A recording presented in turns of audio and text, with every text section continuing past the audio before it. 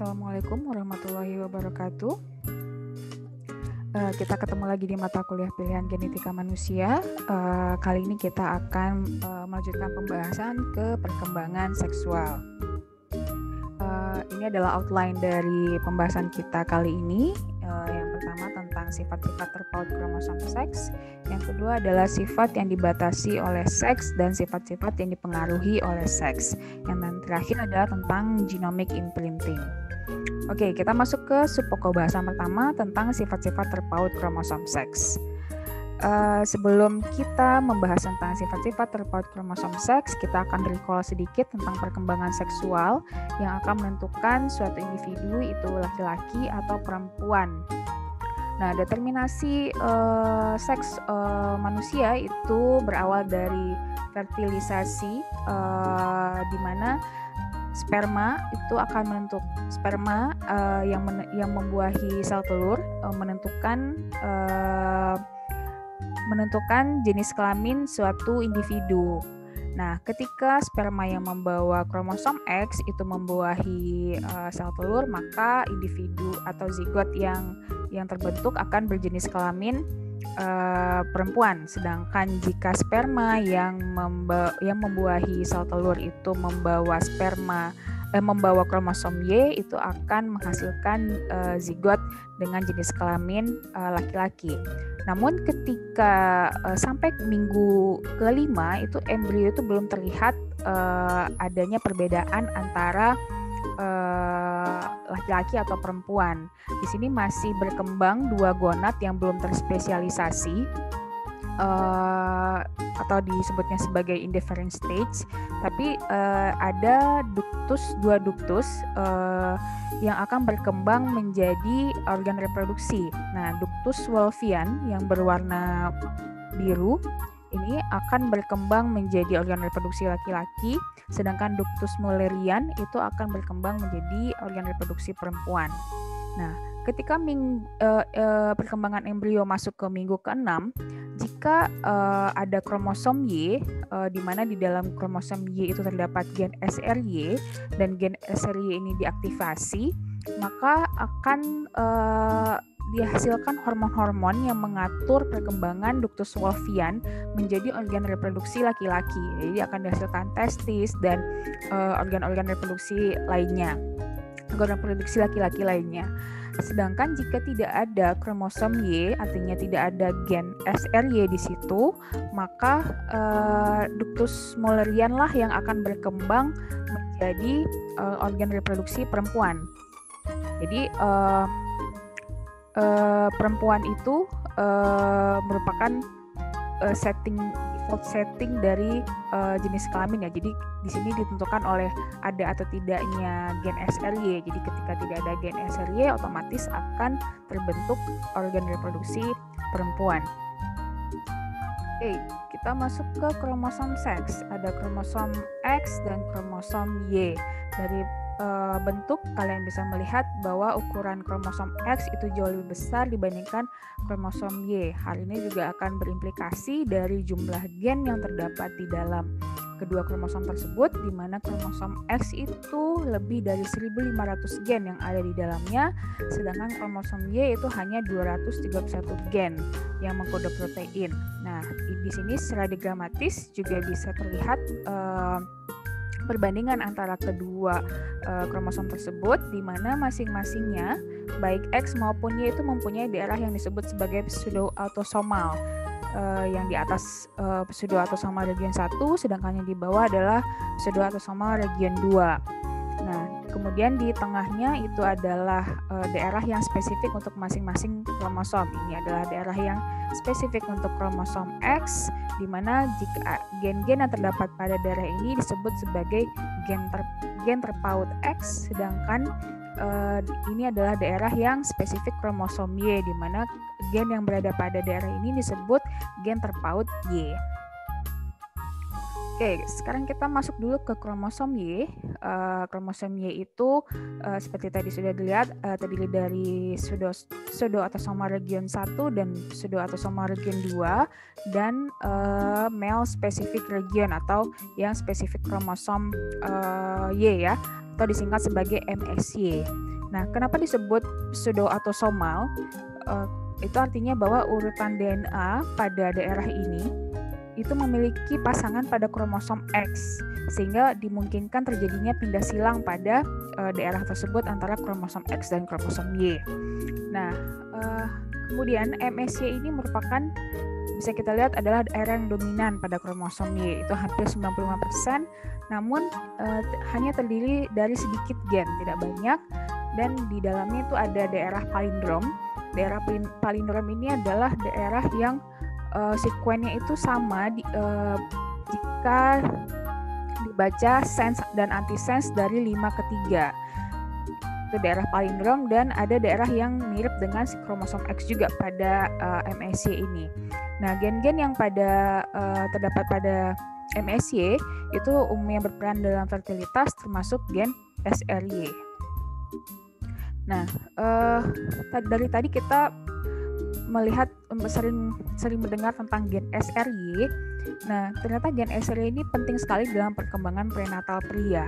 Kenapa? Karena gen SRY itu mengkode faktor transkripsi yang mengontrol ekspresi gen-gen lain dalam perkembangan prenatal pria.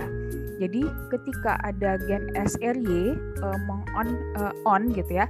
Jadi, tadi ductus Wolffian itu akan mulai berkembang membentuk organ-organ reproduksi pria, yang terutama awalnya adalah testis, di mana nanti pada testis itu daerah sel-sel Sertoli itu akan melepaskan hormon anti-Mullerian. Jadi nanti ductus Mullerian itu akan dihancurkan sehingga tidak ada lagi cikal bakal untuk organ reproduksi wanita. Sedangkan nanti pada sel Leydig itu akan dilepaskan, akan disintesis testosteron dari kolesterol, kemudian akan dilepaskan untuk menstimulasi perkembangan organ internal reproduksi pria, ya, untuk organ internalnya. Kemudian nanti sebagian testosteron itu akan disintesis, akan dikonversi menjadi dihidrotestosteron yang akan menstimulasi organ reproduksi eksternal. Nah, bisa dilihat ini panah-panah yang warna toska ini adalah jika terjadi mutasi pada jalur perkembangan prenatal pria ini. Kalau misalnya terjadi mutasi, itu akan mengganggu perkembangan prenatal pria yang normal. Contohnya, ada individu secara genotip dia XY, tapi secara fenotip itu teramatinya wanita karena tidak terbentuk organ-organ reproduksi pria akibat tidak ada reseptor hormon androgen di sini ya. Jadi tidak ada reseptor hormon androgen yang dapat menerima testosteron maupun dihidrotestosteron. Akibatnya tidak terbentuklah struktur-struktur ini.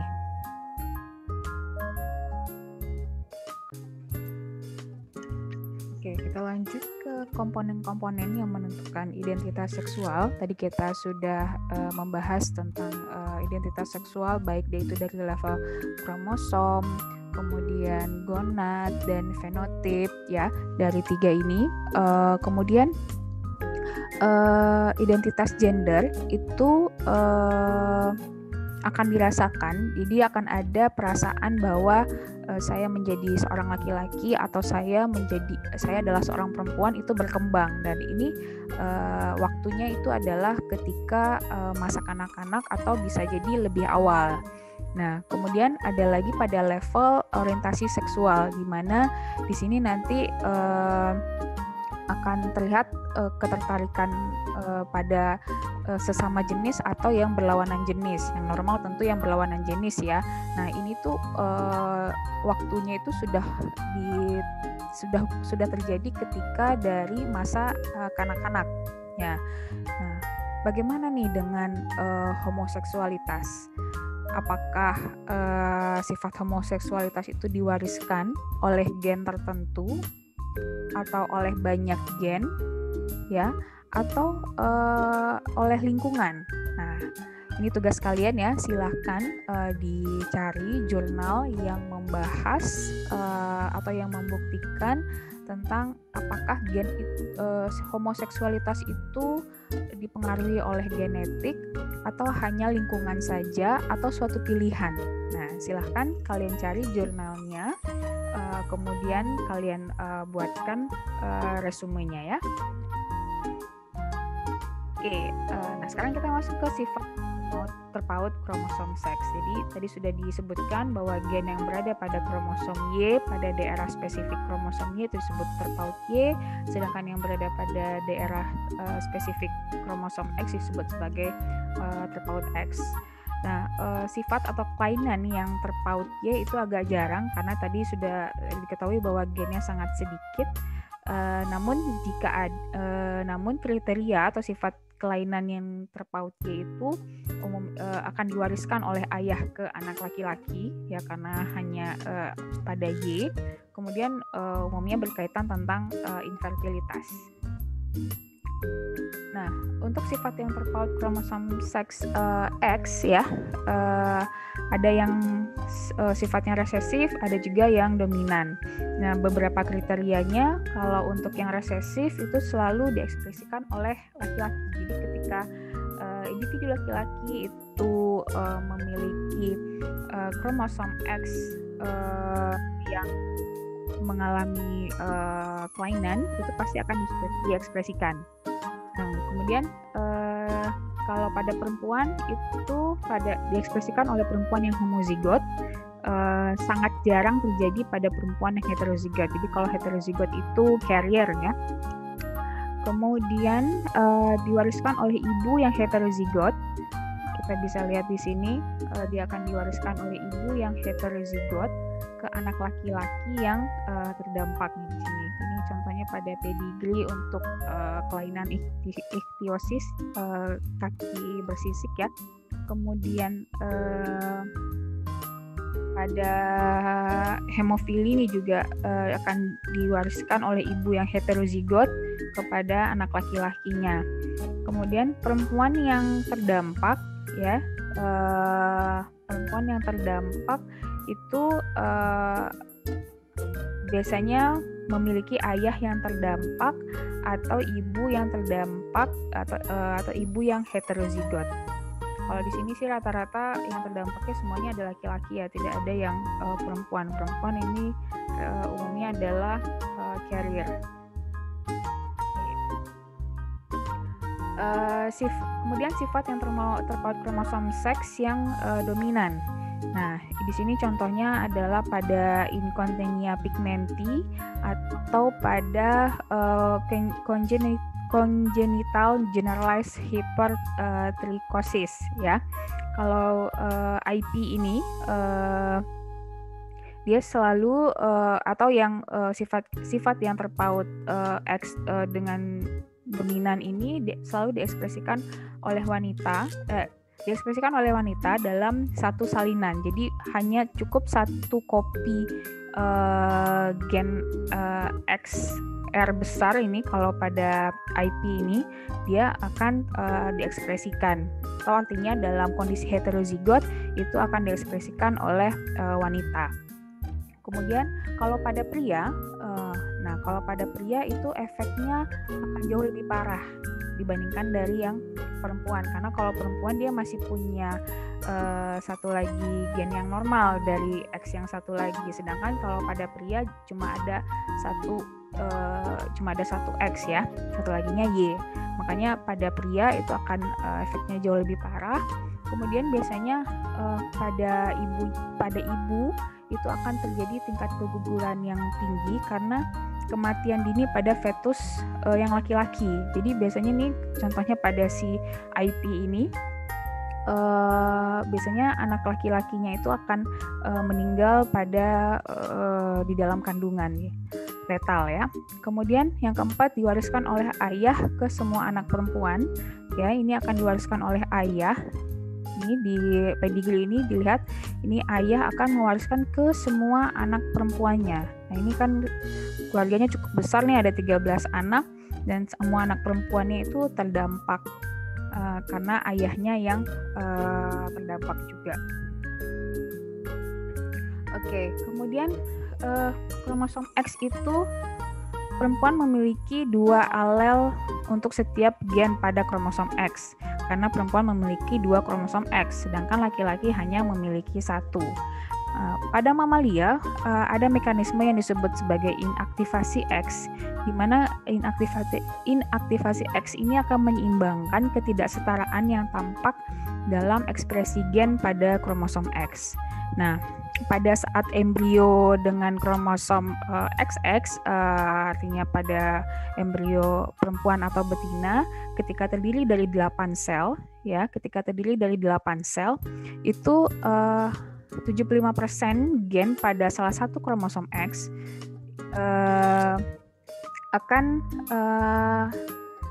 akan tidak aktif ya.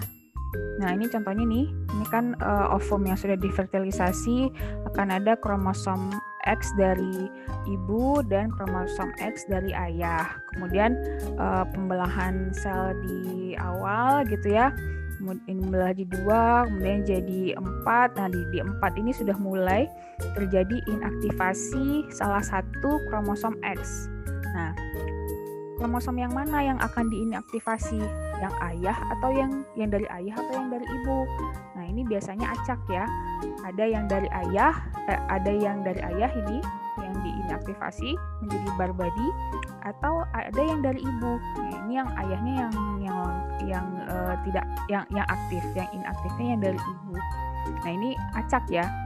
Akibatnya, perempuan itu akan mengekspresikan gen kromosom X yang diwarisi dari ayahnya pada beberapa sel dan dari ibunya di lain sel. Nah, ini.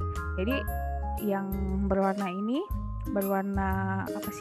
warna salem ini ya, itu yang akan mengekspresikan gen X, gen-gen pada kromosom X dari ibu, sedangkan yang biru ini akan mengekspresikan kromosom X yang diwarisi dari ayah. Nah, jadi perempuan itu mozaik sebenarnya ya. Nah, kalau pada ini contohnya pada perempuan itu nama kelainannya adalah anhidrotic ectodermal dysplasia. Jadi ini hanya penggambaran ya, hanya membedakan. Jadi misalnya pada daerah sini itu kulitnya tidak memiliki kelenjar keringat yang normal, tapi di daerah sini itu mempunyai kulit yang normal gitu. Bukan menunjukkan warna kulitnya, tapi kalau pada hewan mamalia yang lain yang jelas sekali visualisasi dari inaktivasi kromosom X atau mozaik ekspresi gen tadi adalah pada kucing kaliko ini ya. Oke, sekarang kita masuk ke sub pokok pembahasan kedua tentang sifat-sifat yang dibatasi dan sifat-sifat yang dipengaruhi oleh seks. Nah, di sini kita akan melihat perbedaan antara sifat yang dibatasi dan sifat yang dipengaruhi oleh seks atau jenis kelamin. Nah, ini yang dibatasi oleh jenis kelamin dulu, itu maksudnya sifat yang dibatasi jenis kelamin itu mempengaruhi struktur ataupun fungsi tubuh yang hanya terdapat pada pria saja atau pada wanita saja. Gen-gennya itu bisa yang terpaut X atau bisa juga di autosom. Nah, contohnya itu adalah pada pertumbuhan janggut yang dibatasi karena berdasarkan jenis kelamin.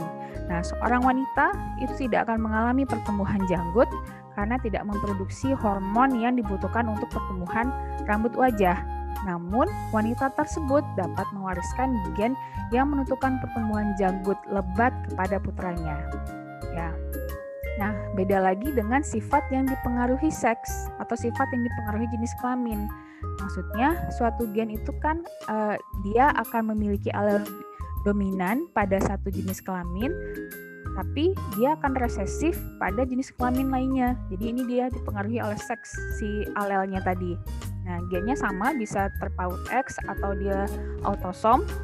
Nah, perbedaan ekspresi maupun dia akan dominan pada jenis kelamin tertentu atau resesif pada jenis kelamin lainnya itu disebabkan oleh perbedaan hormonal ya antar jenis kelamin.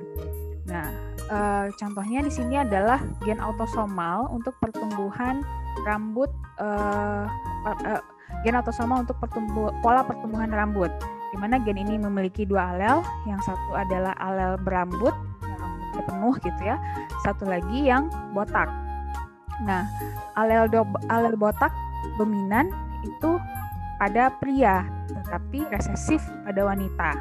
Ya, laki-laki itu laki-laki heterozigot itu akan botak, tapi perempuan heterozigot itu tidak akan botak karena perempuan masih punya satu lagi alel yang lainnya gitu ya.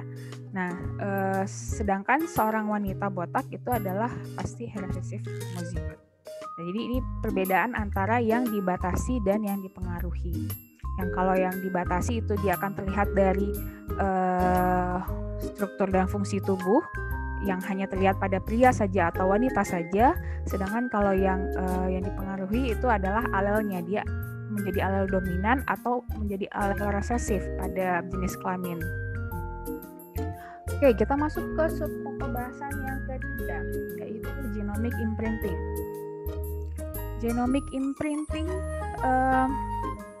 kalau misalnya pada eksperimen yang dilakukan oleh Mendel dengan kacang polongnya itu tidak menjadi masalah apakah suatu sifat itu berasal dari induk jantan ataupun induk betina. Tapi untuk gen tertentu pada mamalia, asal induk akan mempengaruhi fenotip. Nah, gen-gen yang seperti ini disebut sebagai imprinted atau dicetak atau distempel gitu ya. Nah, genomic imprinting fenotipnya akan berbeda tergantung pada apakah suatu gen itu diwarisi dari dari ibu atau dari ayah. Nah, penyebab atau dasar molekuler dari genomic imprinting ini adalah adanya gugus metil atau CH3 yang menutupi gen atau beberapa gen terkait yang menyebabkan gen-gen tersebut tidak dapat diakses untuk diekspresikan menjadi untuk dilakukan sintesis protein. Jadi ini misalnya ini adalah DNA ya. Nah, ini adalah gugus metil yang warna merah ini. Nah, dia ketika gugus metil itu menutupi suatu gen, dia akan membungkam atau men-silent gen tersebut, jadi tidak akan diekspresikan. Itu adalah penyebab dari genomic imprinting. Nah, imprinting itu merupakan perubahan epigenetik. Perubahan epigenetik adalah perubahan struktur kimia DNA. Ya tadi karena sudah kita lihat ada perubahan struktur kimia DNA yang tidak mengubah urutan pengkodean DNA. Artinya tidak urutan DNA-nya tetap itu juga, tapi ada perubahan struktur kimia karena ada gugus metil yang menutupi gen tersebut sehingga akan mengubah ekspresi gen. Nah, pola imprinting ini itu akan diteruskan dari sel ke sel dalam mitosis, tapi tidak dari individu ke individu melalui meiosis. Nah, bisa kita lihat di sini ini oosit ya, ini kromosom yang homolog, ini oosit, ini sperma. Kalau oosit itu imprintingnya yang ini pada akan ditutupi gugus metilnya pada daerah sini ya, daerah imprintingnya. Kalau yang sperma di sini. Nah, kemudian terjadi fertilisasi, ini zigotnya.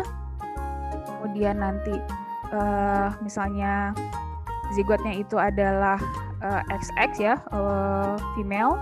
Kalau yang ini adalah yang pria. Tuh.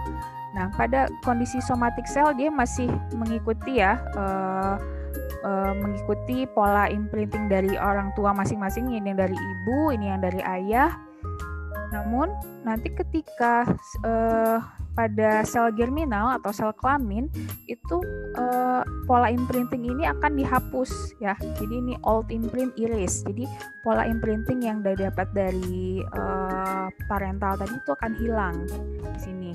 Nah, kemudian nanti ketika meiosis lagi untuk menghasilkan oosit dan sperma pada masing-masing zigot pada individu tadi itu akan dihasilkan pola imprinting yang baru yang berbeda dari sebelumnya.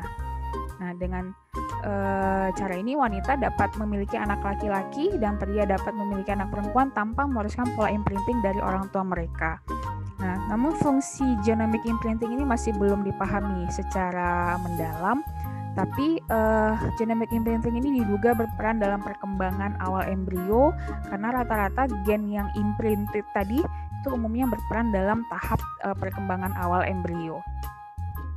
Nah, ini adalah kelainan imprinting pada manusia. Jadi dari 156 gen imprinted yang sudah teridentifikasi, artinya gen yang tadi termetilasi itu ditutup oleh gugus metil, ada sekitar 60 gen yang akan berdampak pada kesehatan jika diekspresikan secara abnormal. Nah, gimana ekspresi secara abnormalnya seperti apa maksudnya? Jadi itu jika seseorang memiliki satu salinan dari alel yang imprinted. Jadi ada satu alel yang dia ditutupi gugus metil gennya, tapi alel yang lain yang harusnya aktif itu dinonaktifkan atau mengalami delesi, dihapus. Nah, ini contohnya terjadi pada kromosom 15 ya, terjadi delesi pada daerah ini. Delesinya cukup tidak banyak, cukup berukuran kecil, tapi dia akan menghasilkan dua sindrom yang berbeda bergantung pada kromosom mana yang mengalami delesi gitu ya. Nah, kalau yang pertama adalah sindrom Prader-Willi ya. Sindrom Prader-Willi itu terjadi ketika si alel yang harusnya aktif itu adalah alel dari paternal itu mengalami delesi pada daerah ini. Nah, karena delesi pada kromosom 15 yang diwariskan dari ayah, sehingga yang terekspresi itu hanya yang terekspresi tapi tidak terekspresi ya, yang imprinted yang dari ibu gitu. Nah, ini kondisi anak yang mengalami sindrom Prader-Willi itu dia terlahir dalam ukuran tubuh yang kecil dan mengalami kesulitan dalam untuk menaikkan berat badan. Namun pada usia 1 sampai 3 tahun itu terobsesi dengan makan, dimakan terus ya.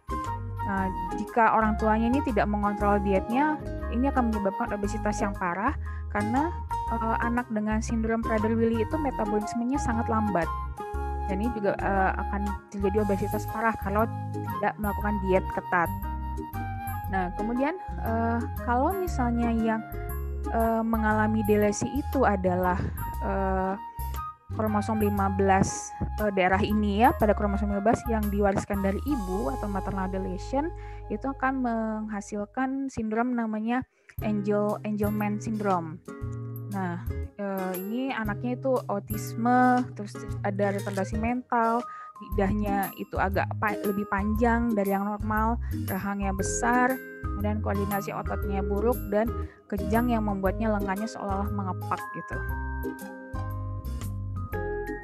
Oke, sekian pembahasan kita tentang perkembangan seksual.